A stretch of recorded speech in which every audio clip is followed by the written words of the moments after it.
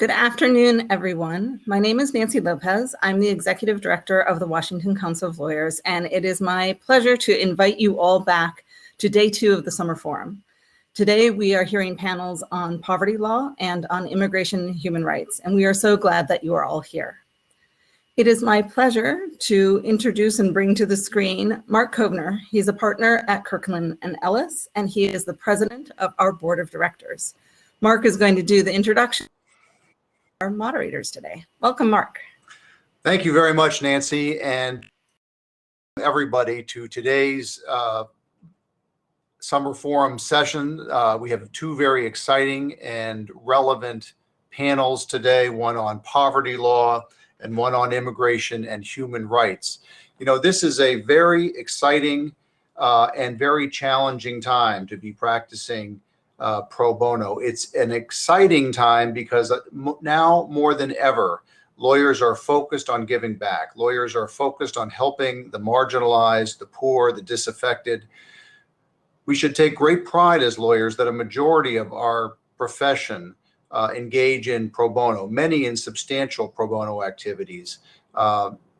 Lawyers are often stereotyped and ridiculed. We should pause for a moment and take great pride that as a profession, we are increasingly doing free service for those who really, really need our work. And those who really need our work, it is often a life and death situation for them. So it is an exciting time to be part of the pro bono movement, which has started a number of years ago and is continuing to snowball. It's also obviously a very challenging time. The pandemic has hit the marginalized communities, has hit the poor much more impactfully than the society at large. We all know that. And the topics that will be discussed today are particularly relevant for those who have been most affected negatively by the pandemic. So I welcome you. I'm glad you're here. You can follow along on social media at hashtag SUMFO21. That's SUMFO21. And we have folks joining us from all across the country. We're very, very excited about that. And we're very, very excited about our panel. So let me introduce the first panel to you right now. I'm going to introduce the moderator who will then introduce the panelists. The first panel is on poverty law. The moderator is Debbie, my good friend Debbie Cuevas-Hill. Debbie works as a bilingual attorney in the Consumer Fraud and Financial Abuse Unit at the Legal Counsel for the Elderly. And prior to joining LCE, she was a senior staff attorney at the Legal Aid Society for the District of Columbia in the Housing Unit. She previously clerked on the DC Court of Appeals for Judge Smith Reed. She was an Equal Justice Fellow at the National Partnership for Women and Families. I have to follow my notes here because her resume is so extensive. She received her JD from George Washington University Law School. She's a native Spanish and English speaker, member of the California and DC bars. A fun fact, she moved to Mexico City with her husband and lived there for 4 years, during which time she was a stay-at-home mom to her 2 boys. And in fact, I believe her second son was born in Mexico City. So very excited to bring to the screen Debbie, and I'll have her introduce the panelists for this important and insightful session on poverty law. Debbie? Thank you so much, Mark. I'm so excited to be here today, especially on this panel where we have such a distinguished list of folks who are going to tell you all about the great work they do in DC. On our panel today, we have Tracy Goodman with the Children's Law Center. Tracy is the director of Healthy Together. I'm going to ask Tracy if she can tell us a little bit about what she does at the Children's Law Center. Hi, Tracy. Hi, Debbie. Thank you so much to the Washington Council of Lawyers for hosting this summer forum. So happy to be here again. Children's Law Center, I've been there for a long time. We have about staff at Children's Law Center. We're working on getting kids loving families, good health, quality education. And I'm actually the director of our medical legal partnership, Healthy Together. And it's a collaboration with Children's National, Unity Healthcare and Mary Center, And through that partnership, we're serving 3,000 kids and families through that collaboration alone. And essentially what we're doing there is pediatricians and healthcare providers are referring families to us who are experiencing health harming legal needs. So those are legal problems that are negatively impacting kids' health. So the main areas of practice that I'm involved in and my team is involved in is education and special education, how you know very well, access to healthcare, public benefits. So this is looking like kids with disabilities and special needs not getting need in school, what they're entitled to receive, families living in unhealthy housing conditions because landlords aren't keeping the properties up to code, kids not getting medically necessary treatment. And all of these issues have legal solutions, and that's exactly what we're doing to tackle those. We also have at Children's Law Center a team of guardians ad litem and education lawyers, social workers, and investigators working for the best interest of children in foster care. So I didn't want to not mention that as well, even though that's not the work that I'm doing. Provide legal services to children seeking custody of children that are in care. And then we also have a very robust advocacy and policy practice, which I think a little bit of, but I'll pause there. And again, thank you so much for moderating. And I'm also very excited to be on Superstars. Thank you, Tracy. That's such important work that you're doing and such a holistic approach. I'm sure everyone's going to want to hear a little bit more about that in a bit. But now I'm going to turn to our next panelist, Ted Howard from Wiley LLP. Ted is actually the first full-time pro bono partner at Wiley. Ted, can you tell us what that means and what you do at Wiley? Sure, Debbie, and thanks very much for having me, and Tracy for joining this panel. It's a pleasure to be here and to have the opportunity to talk about the important work that we do and how others can get involved in it. I was a partner in the litigation practice at Wiley for a number of years before the firm decided to create a position for a full-time pro bono lawyer in 2014. I quickly raised my hand and beat everyone else who might have conceivably wanted to take the job. It has been an amazing experience, I have to say.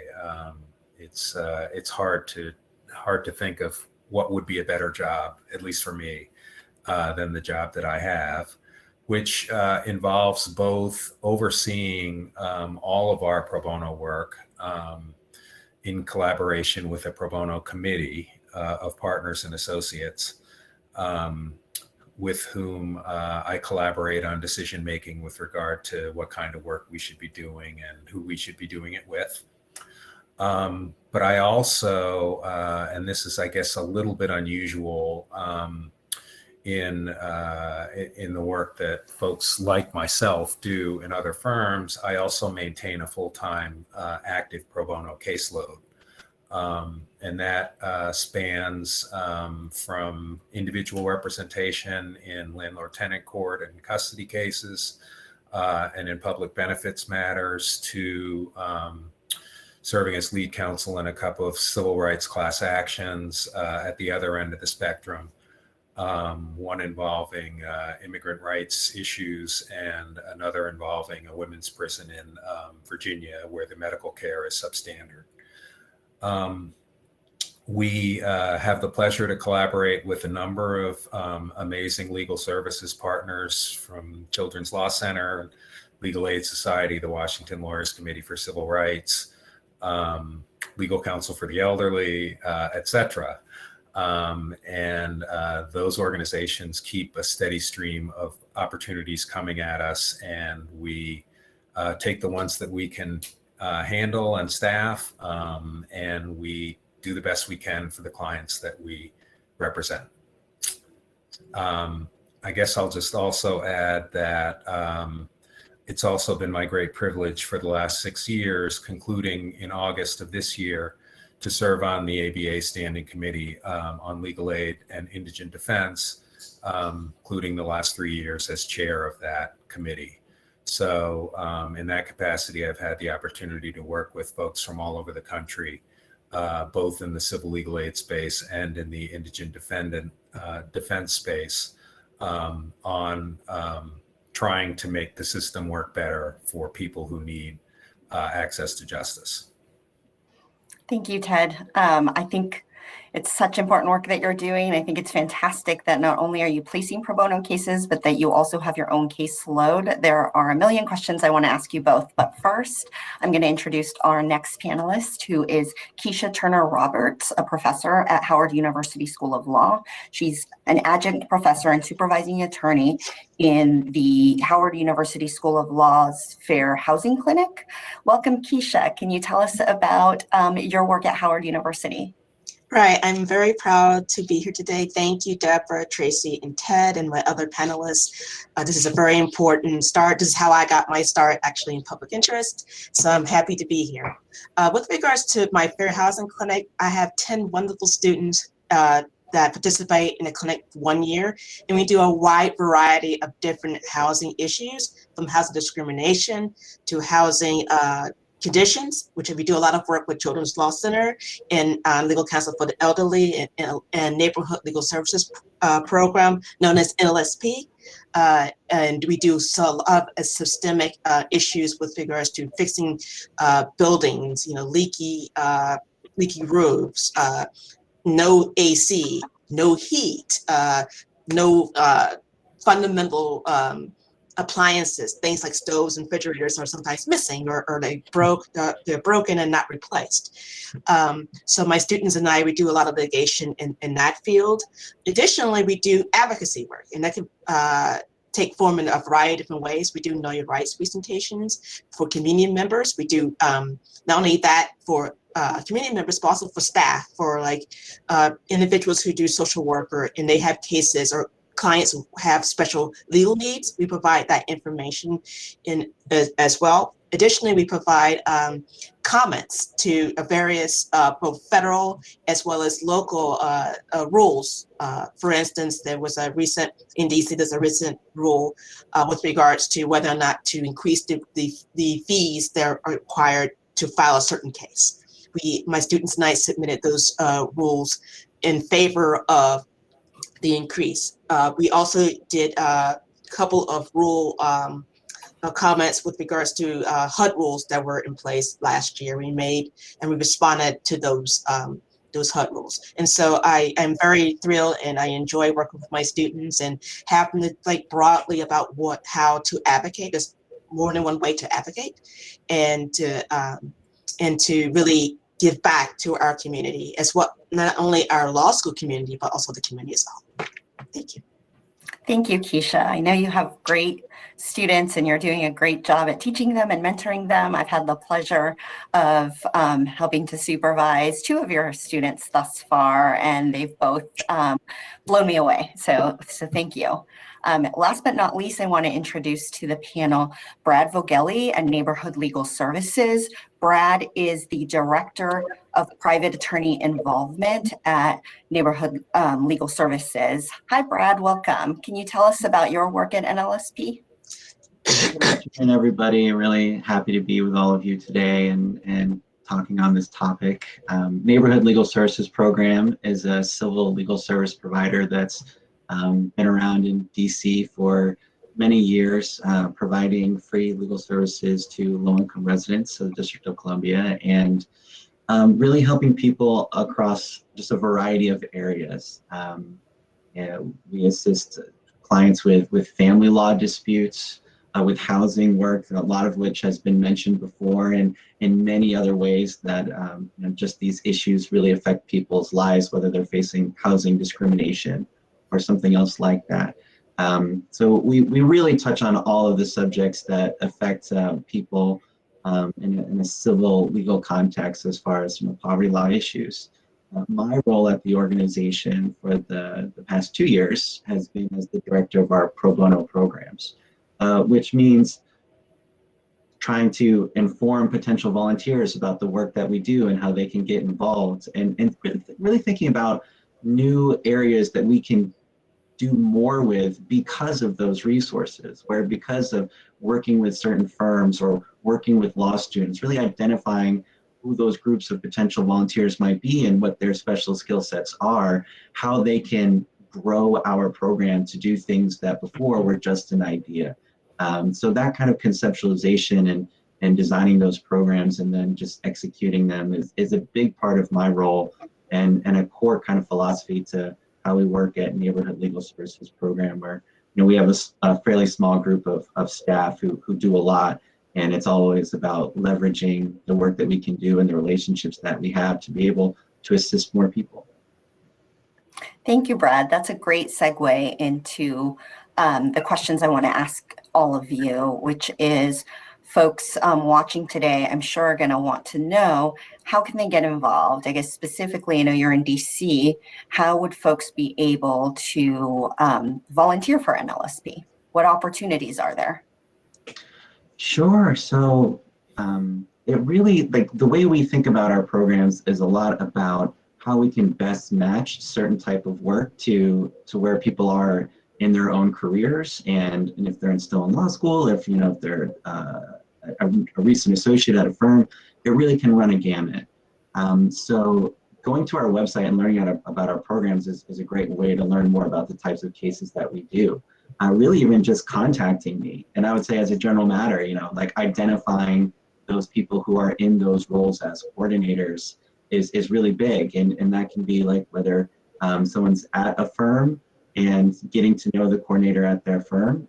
That's a great way to learn about opportunities, especially opportunities about NLSP, because we'll be promoting them fairly regularly.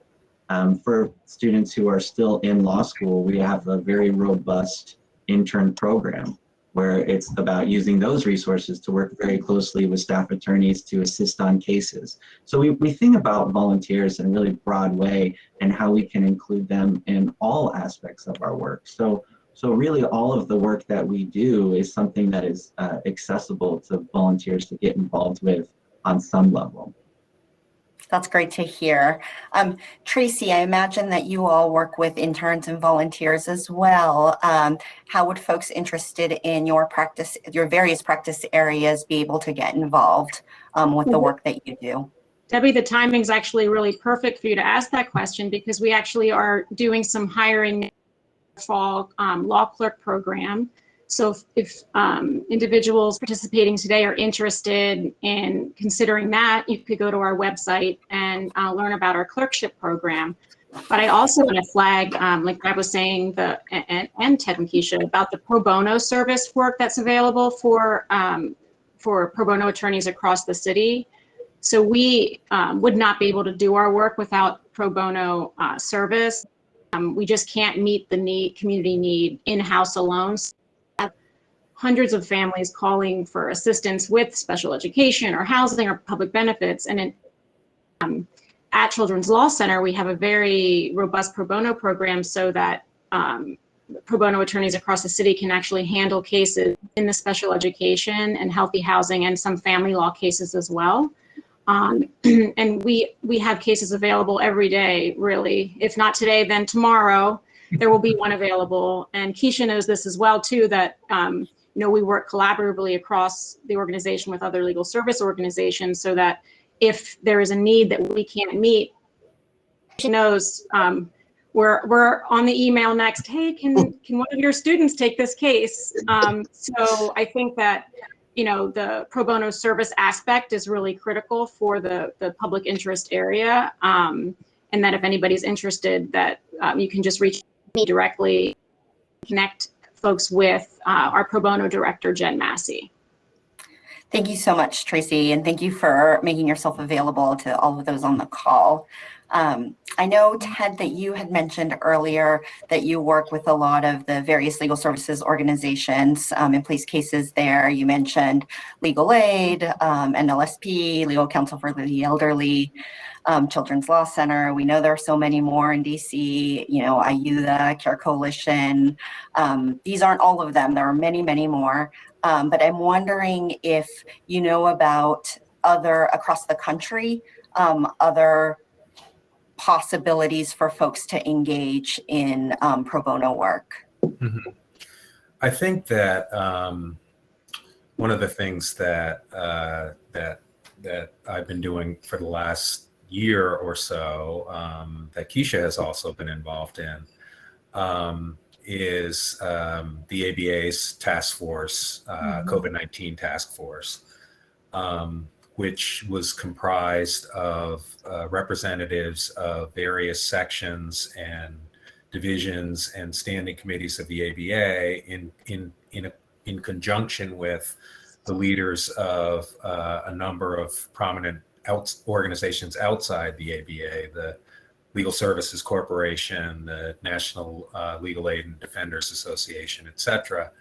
And one of the things that the ABA task force has been doing, it just sunsetted within the last week or so, but prior to that time, there were three principal committees of the task force: a judicial division, an evictions committee on which Keisha and I serve, and a pro bono mobilization committee.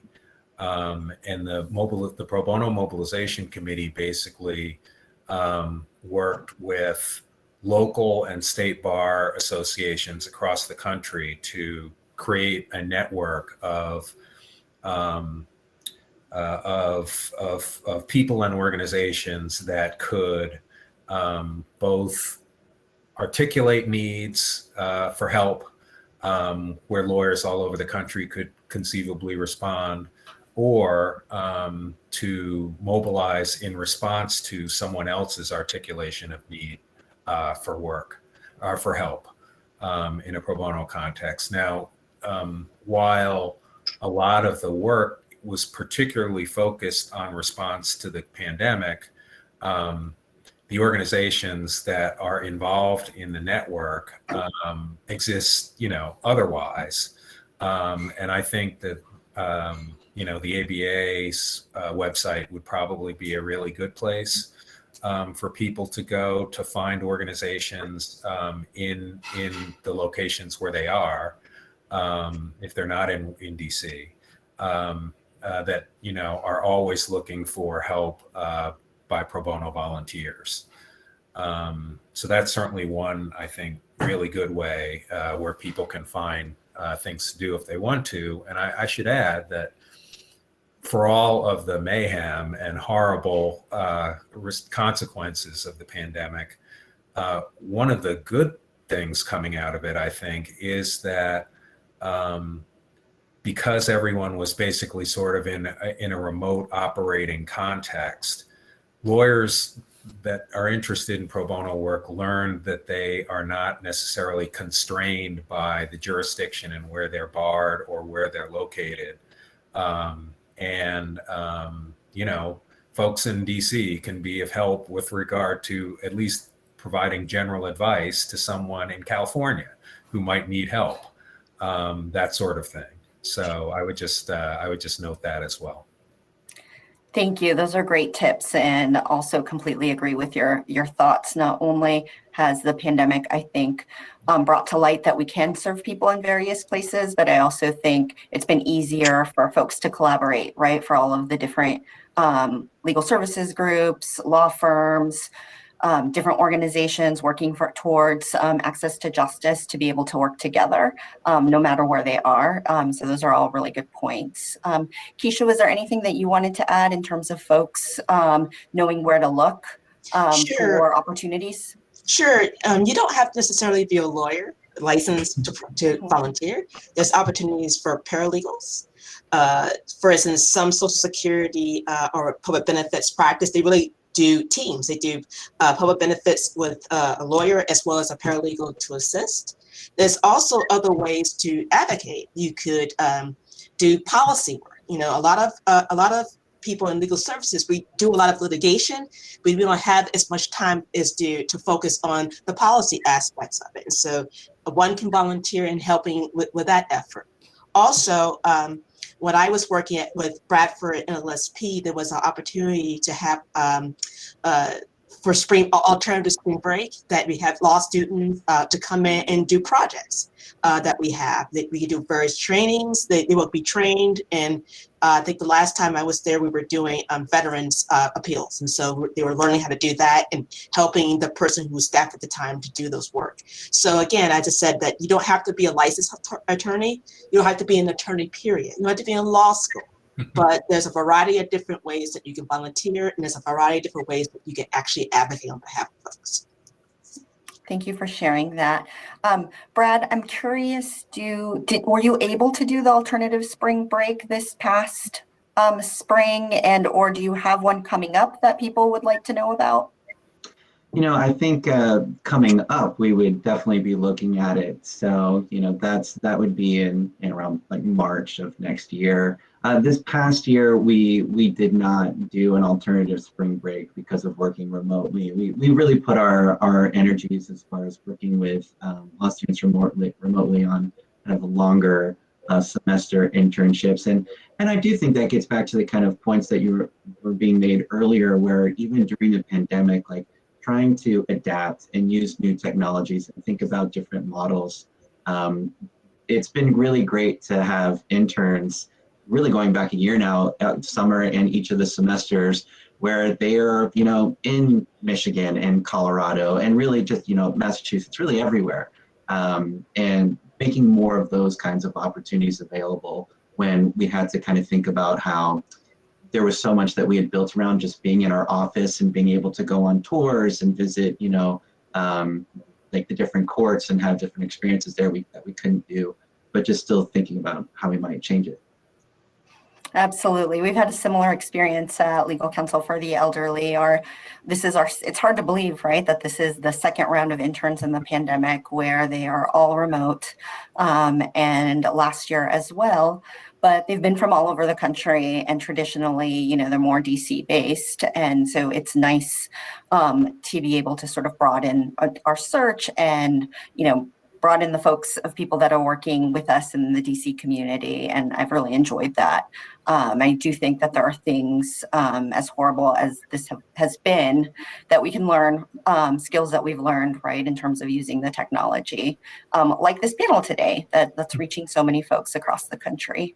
I want to segue now into sort of the big question, right? How does our pro bono work, our public interest lawyering advance access to justice in your specific practice areas? I know this is a big question.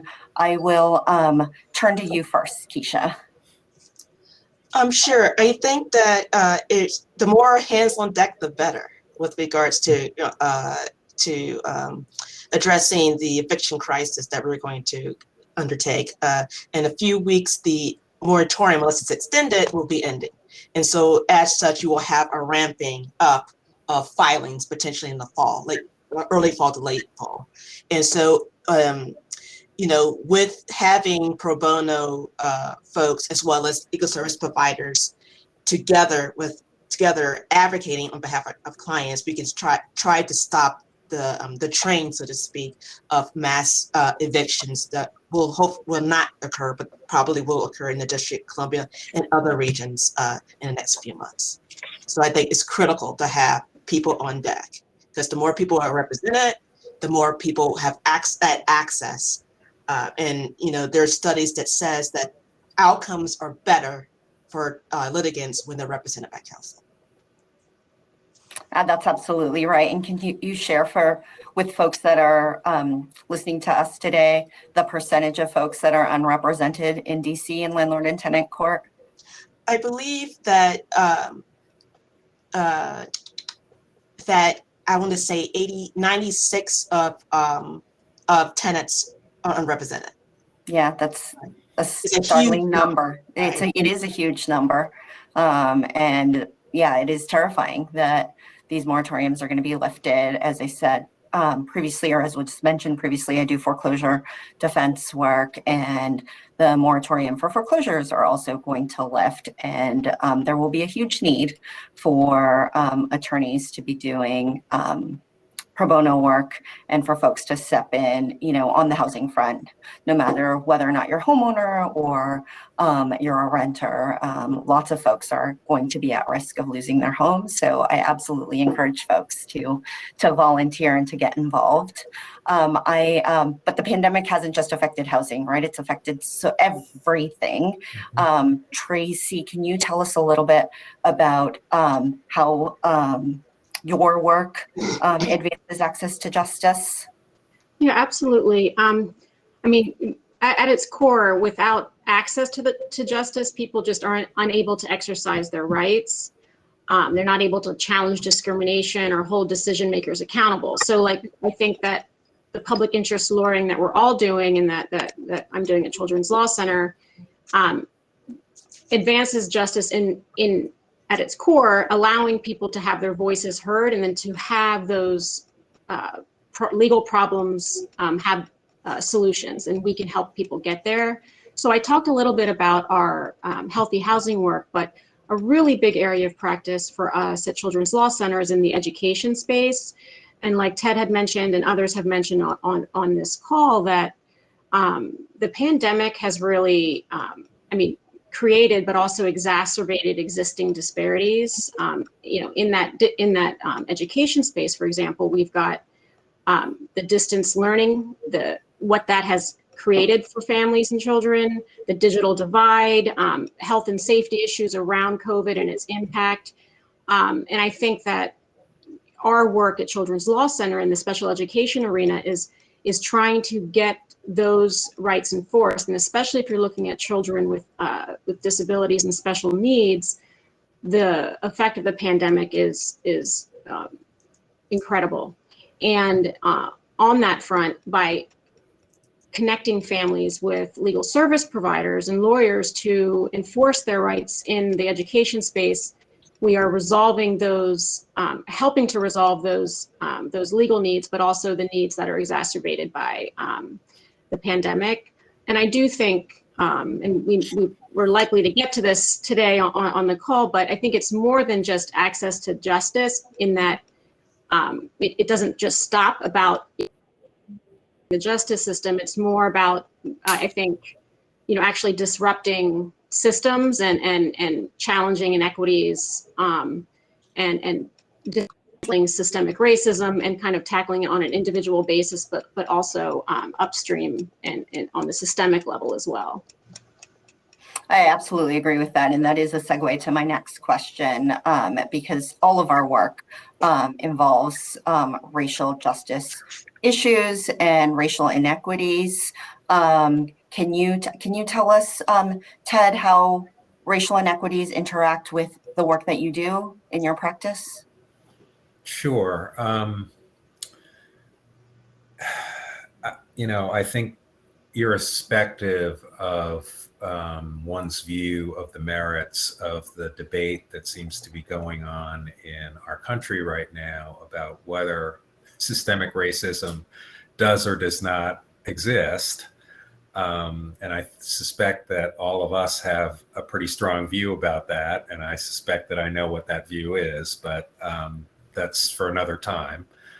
The reality of the situation is that those in need of the services that all of us provide, because they can't afford to pay a lawyer to assist them with their legal problem, are overwhelmingly people and communities of color. And so at a very, I think, fundamental level, it's not hard to make the case that all poverty law is racial justice law. It may be, there may be matters of degree depending on the particular kind of law it is, or where you are in the country in terms of where it's being done. But at a macro level, there's no question, I don't think, that the vast majority of those in need of free legal services, whether provided by legal services organizations or pro bono lawyers, are people who reside in communities of color. Apart from that, though, there are particular kinds of work that are specifically directed to addressing and attacking and eviscerating systemic racism. I've been on the board of the Washington Lawyers Committee for Civil Rights and Urban Affairs since 2006. And before that, served on the board of the DC Prisoners Legal Services Project until it merged into the Lawyers Committee. And that work is racial justice work. The people who are the vast majority of people who are incarcerated and who are subject to inhumane conditions of confinement while incarcerated are people of color. And the work that has been done and that continues to need to be done in regard to addressing those systemic issues, it's racial justice work. I think you could see us all nodding along, Ted. So you could guess what our views are as well. You guessed them well. I have my entire career have worked in DC on the high volume dockets, whether that be landlord-tenant, small claims, or the foreclosure docket. And in DC, this is anecdotal, but over 90% of my clients and 98% of my clients and the litigants that are in court and unrepresented are from communities of color in the district, from Black and Brown communities in our neighborhoods. And so all of the work that we're all doing, I believe, is absolutely racial justice work, and couldn't agree with you more. And it's time that we have this conversation, right? We've always talked about it as poverty law, but I do think it is absolutely racial justice work that we're doing in some way. Keisha, I see you nodding along as well. Do you mind if we get your thoughts on this? Sure. I think housing justice is racial justice. It just is, especially when you have statistics such as Black and Latinx renters in general, and women in particular, are disproportionately affected by eviction threats, actual evictions, and exposure to negative consequences of eviction, like bad credit, homelessness, joblessness, and depression. And so my clients, the majority of my clients are head of household women, people of color, specifically African Americans, as well as Latinx folks. So I can't disengage. I can't look at the work without looking at the disproportionate impact it's having on the community as a whole. I don't see how you can separate the two. Couldn't agree more. Brad, what are your thoughts on this important issue? Yeah, I mean, having to follow up Ted and Keisha, that's a tall order. Everybody has described it really well, and part of what I think about when we talk about like housing laws, racial justice law, it gets to the insidiousness of racism in a lot of our systems. I think a lot about different forms of discrimination or ways that people are denied access. Like if someone has a housing voucher, they should have a home. Like, no, if someone has a source where that's going to pay their rent, then they should always be able to find a place to rent. And yet the pervasiveness of people being denied access to just the opportunities to rent apartments because they have a voucher. I mean, it's shocking and it's disturbing, right? And it very, very closely connects to matters of just racial oppression and yeah. So the work that we do around trying to see how law can be used to just reverse those kinds of business practices and recognizing that these business practices are motivated in a lot of other ways, it's really core to our concepts of justice. Thank you for that.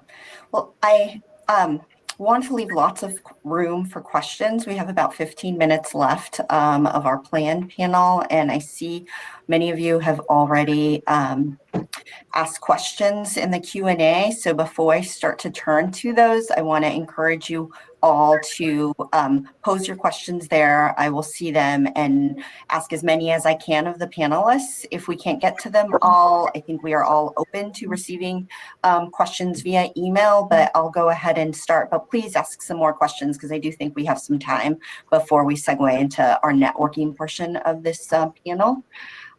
So here I have a really good question. What are your thoughts on the fact that students and lawyers who have experienced poverty are also likely to be the most burdened by student debt and might shy away from pro bono practice as a result? Keisha, what are your thoughts on that? Right. As someone who started out in public interest, that is a really concern that I was born lower middle class, and I, had help with regards to going to law school, and to do this type of pro bono practice or this type of practice can be challenging.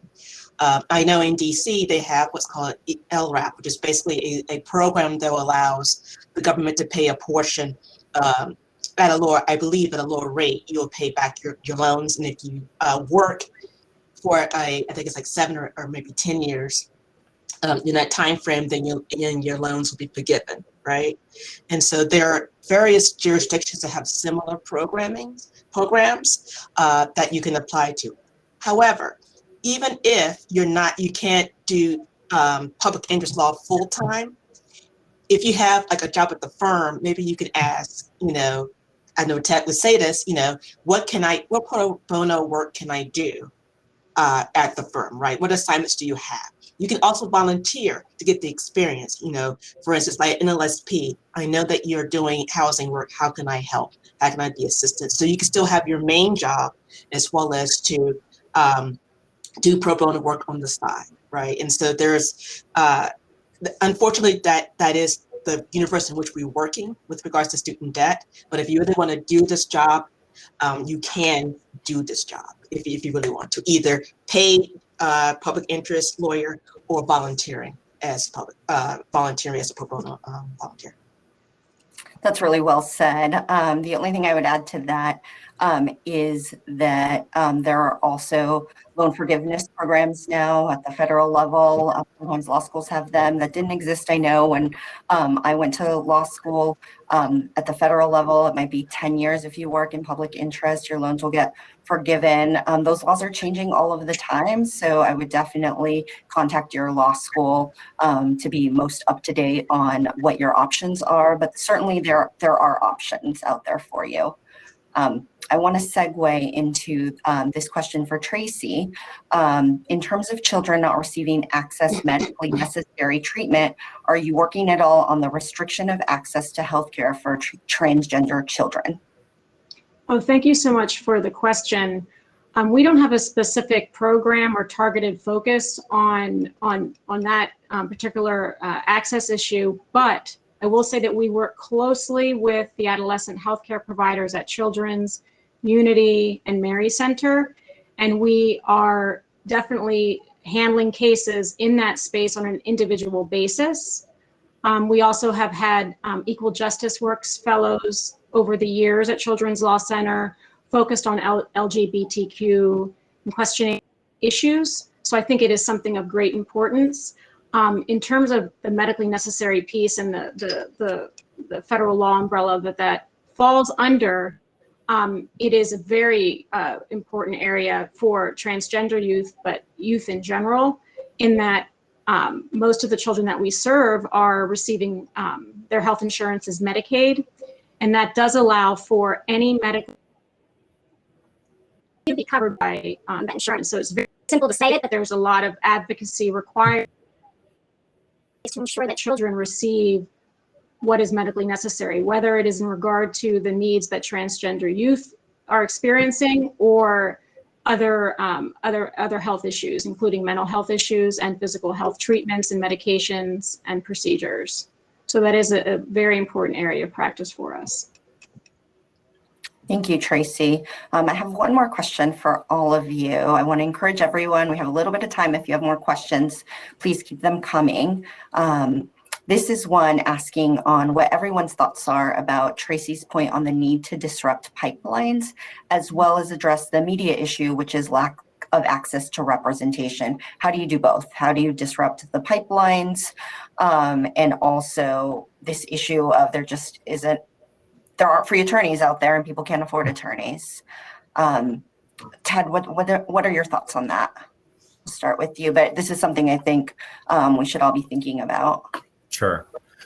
Well, I mean, I think depending on the kind of law that you're practicing in the public interest space or legal services space, there are almost invariably opportunities for the attentive to recognize that even though they may just be in a practice that involves individual representation, that there are certain commonalities that begin to become apparent.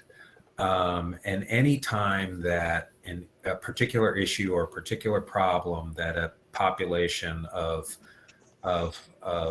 legal services clients are experiencing reflects commonalities, there is the opportunity for systemic impact litigation. And that's ultimately, I think, the way in which systems get disrupted that are corrosive and that are impactful in a negative way on a particular category of our citizens.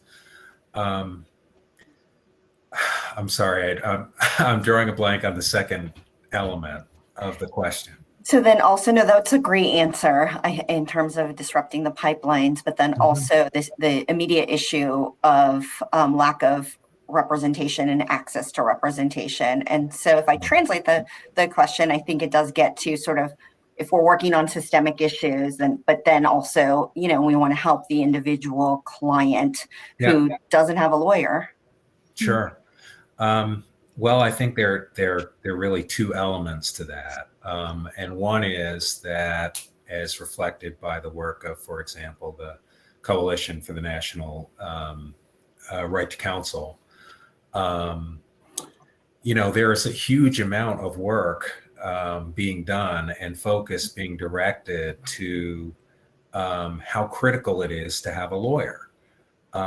Particularly with regard to fundamental issues such as, family law issues, housing, the right to be fed, have food, things of that nature. And so I think the light bulb has gone on largely around the country with regard to the fact that having a lawyer just makes an enormous amount of difference. But at the same time, I think there is clearly recognition that there aren't enough lawyers. And if every pro bono lawyer in the country who currently does 100 hours a year did 200 hours a year instead, there still wouldn't be enough.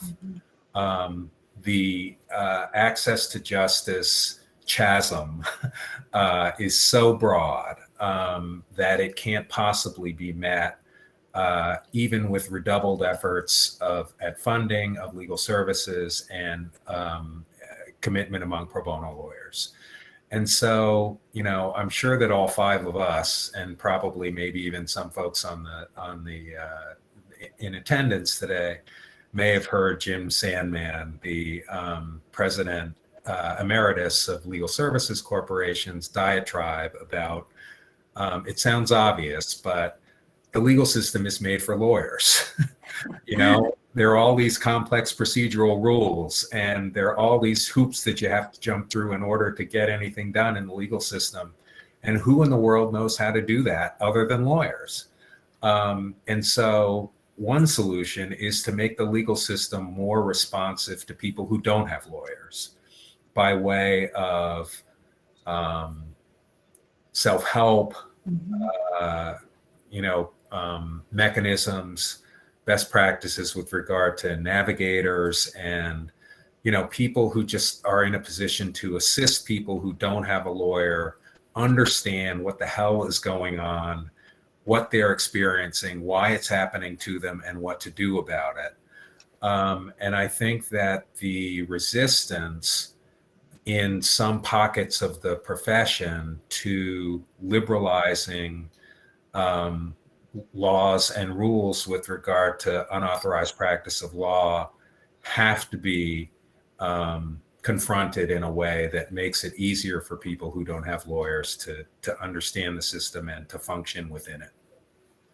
Well said, Ted. Thank you. I think that's also a good segue to everything we're doing, public interest, these racial justice issues, poverty law, access to justice. This is hard work. It's a challenging field. And how do you address the mental impact that lawyers face in your practice area by balancing sort of the stressful practice of your practice, but also the profession as a whole?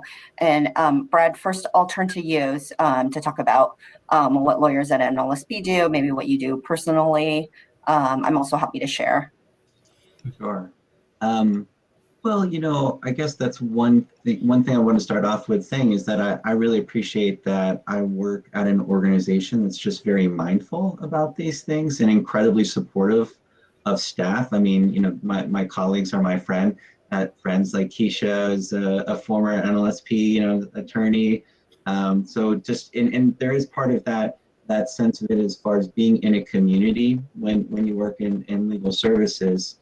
And so there's a lot of support there, I think. You know, like at NLSP, one thing is we're very encouraging of taking your time off, like if you have it, and putting things aside and not working during it. Like, and it takes a certain kind of mindset to give yourself a break, that sort of thing. And part of it is, you know, how to manage these things, how to recognize them themselves, and you know, been fortunate to be a part of trainings where we talk about like mental health and things like that. I mean, part of this question is that it's not just one more thing to manage, or like, you know, on the list of things to do, like resolve these 10 client emergencies and then slot in number 11, self-care. I mean, we're talking about like, you know, mental health to a degree, and how it can affect your life, your personal life, your career, everything.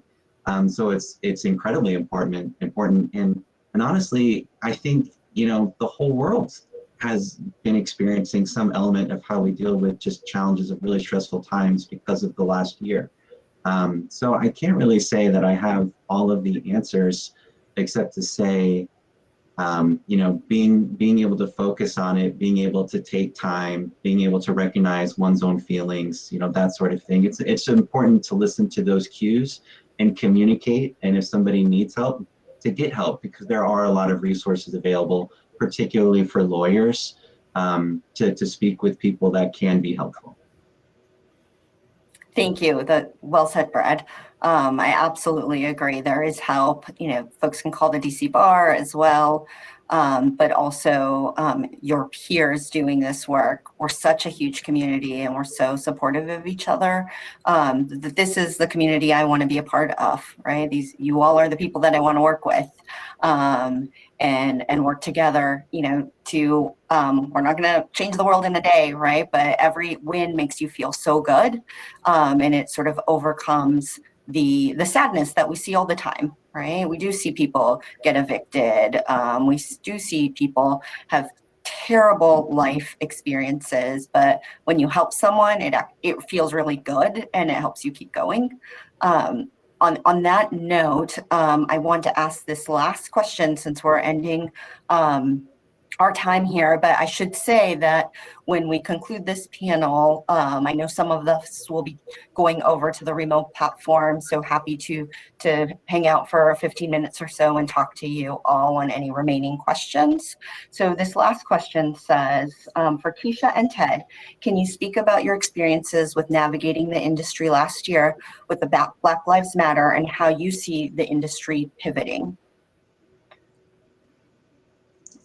I mean, I guess I could speak as, you know, the academic. I think that I'm blessed to work at Howard, where we take racial justice and those issues to heart, and they are part and parcel of how we teach. And so at the same time, I felt exhausted about what was going on. I also felt empowered with my students. You know, we addressed the issues like even before we launch into any lectures, we have a discussion about, you know, what is happening, what impact is this happening, what can we do going forward. So I think that, you know, they inspire me to think broadly about, you know, how we can do either critical race theory or whatever. How can we more embed that into how we're teaching, how we're presenting, how, you know, it helps me to think about, you know, specifically how am I teaching the students, how are they receiving the information. They're teaching me as I'm teaching them. So I think, although, again, it was very challenging and at times disheartening, crying, when you know, just like, cut the TV off, I'm done for the day. Mhm. But also it gives me hope that, you know, the young ladies and gentlemen of, you know, Howard University and all across the law school arena, other law schools also address this issue. It gives me hope for the future in how we can, you know, address this issue and make access to justice for everyone in or out of the industry a possibility. Thank you, Keisha. Well, For with me, that, go ahead, Ted. No, go ahead, Ted. Do you want to close this? Do you want to close us out, Ted? Yeah, and I'll try to be brief, but about a week after George Floyd was murdered, one of my colleagues, a pro bono partner at another firm, called me up out of the blue just to sort of talk about how, you know, what was going on and in particular how I was feeling, which was very kind and considerate, characteristic of the community. That conversation morphed into about a 6-hour conversation among about 8 pro bono partners or counsel in law firms. And it resulted in the creation of the law firm Anti-Racism Alliance, which is now consists of more than 280 law firms that have signed on to the charter of this organization and to make a commitment, not just to do pro bono work that, for the reasons that we discussed before, have an impact on systemic racism, but to consciously identify issues and problems within the legal system that have a genesis in racist motivations, and to try to figure out a way to attack those by bringing the resources of all these law firms and all these lawyers together. I would encourage folks to go to lawfirmanti-racismalliance.org to see what it's all about. But it's been very gratifying to be part of creating this organization that everyone involved understands is a multi-year commitment, not just an episodic, you know, here today, gone tomorrow kind of thing. And we hope to really make a difference over time. That's fantastic that you all created that. Such important discussions that are happening. I put the name of the website in the chat I encourage you all to go to it. I know I'm going to be clicking on it after our panel today. I want to thank all of you for joining this panel, for making us all think, and for sharing the great work that you're all doing. I encourage everyone watching to join us on the platform. I'm happy to talk more about the work that we're doing. Thank you all.